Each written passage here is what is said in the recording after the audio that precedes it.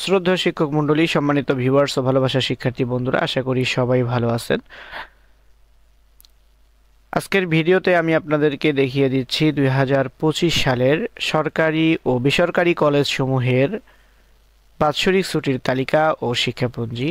তো ভিউয়ার্স, ভিডিওটি শুরু করার আগে ছোট একটি রিকোয়েস্ট, যারা চ্যানেলটি এখনো সাবস্ক্রাইব করেনি অনুগ্রহ করে চ্যানেলটি সাবস্ক্রাইব করে দিবেন। যারা অলরেডি সাবস্ক্রাইব করেছেন সবাইকে অসংখ্য ধন্যবাদ।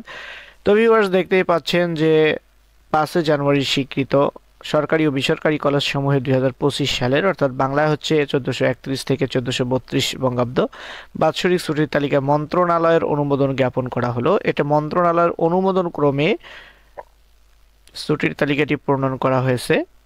চূড়ান্ত ছুটির তালিকা 2025 সালের। এটি আমি আপনাদেরকে একদম পিডিএফ দিয়ে দিচ্ছি, তো কথাটি একটু ধৈর্য সহকারে শুনবেন। আমি দেখিয়ে দিচ্ছি আপনাদেরকে, দেখতেই পাচ্ছেন ছুটি উপলক্ষ আর অনুমোদিত ছুটির তারিখ ও দিন, আর বঙ্গাব্দ এখানে বাংলা তারিখ, আর এখানে সংখ্যা কয়দিন ছুটি সেটি। তো প্রথমেই শবে মিরাজ উপলক্ষে 28শে জানুয়ারি 2025, 14 মাঘ 1431 একদিন ছুটি। তারপরে শ্রী শ্রী সরস্বতী পূজা 3 ফেব্রুয়ারি সোমবার একদিন ছুটি।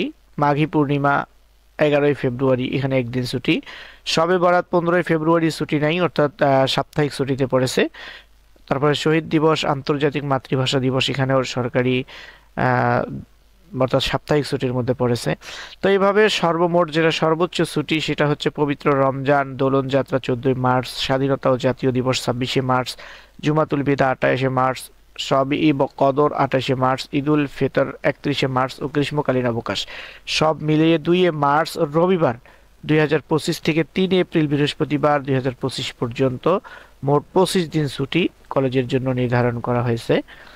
আর সর্বমোট ছুটি আর কি, এক কথায় সব মিলিয়ে সর্বমোট ছুটি হচ্ছে, আপনাদেরকে পরে যদি দেখাই দিই, এই যে এখানে দেখা যাচ্ছে যে মোট ছুটি সাপ্তাহিক ছুটি ব্যতীত, অর্থাৎ সাপ্তাহিক ছুটি শনিবার, শুক্রবার এবং শনিবার ব্যতীত 71 দিন সর্বমোট ছুটি, অর্থাৎ প্রতিষ্ঠান প্রধানের সংরক্ষিত ছুটি সহ 71 দিন ছুটি